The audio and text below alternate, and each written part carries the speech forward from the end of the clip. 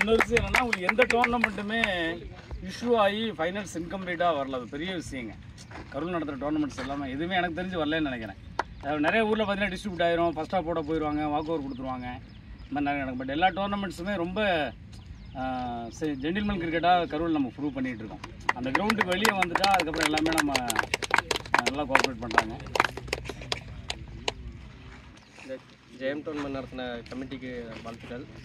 இன்னொன்று சிங்கிள் பர்சனாக நடத்தியிருக்காரு, அவருக்கு ரொம்ப வாழ்த்துக்கள் சொல்கிறேங்க. இன்னொன்று வின்னிங் டீமு ஜெயம் லெமன் டீமுக்கு வாழ்த்துக்கள். இன்னொன்று ரெண்டராக பண்ண சந்தோஷமான டீம் பிளேயர்ஸ் எல்லாத்துக்கும் வாழ்த்துக்கள்.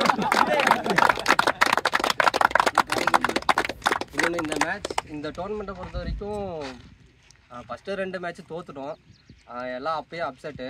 அப்புறம் பசங்க தான் சொன்னானுங்க இன்னும் 2 மேட்ச் இருக்குது, நல்லா 2 ரன்ல அடித்து கம்பல்சரி வின் பண்ணலான்னு சொன்னாங்க. இன்னொன்று இந்த டோர்னமெண்ட்லேயே லாஸ்ட்டாக ஜாயின் பண்ண டீம் நாங்கள் தான் நினைக்கிறேன்.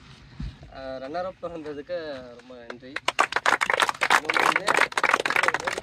இன்னும் தப்பாக எடுத்துக்க வேணாம், எங்கள்கிட்ட தோக்கிற டீம் எதுவும் பெருசாக ஒரி பண்ணிக்க வேணாம். ஏன்னா இது சந்தோஷம்னு ஒருத்தர் இறந்துட்டார், அவர் பேரில் வச்சுருக்கனால நீங்கள் தோக்கிற மேட்ச்சு நாங்கள் ஜெயிக்கிறோம்னா எங்களோட கிரெடிட்ஸ் எல்லாமே அவர் இறந்து போனது தான் கிரெடிட்ஸ் போகும். அதனால் ஒன்றும் ஒரி பண்ணிக்க வேணாம்.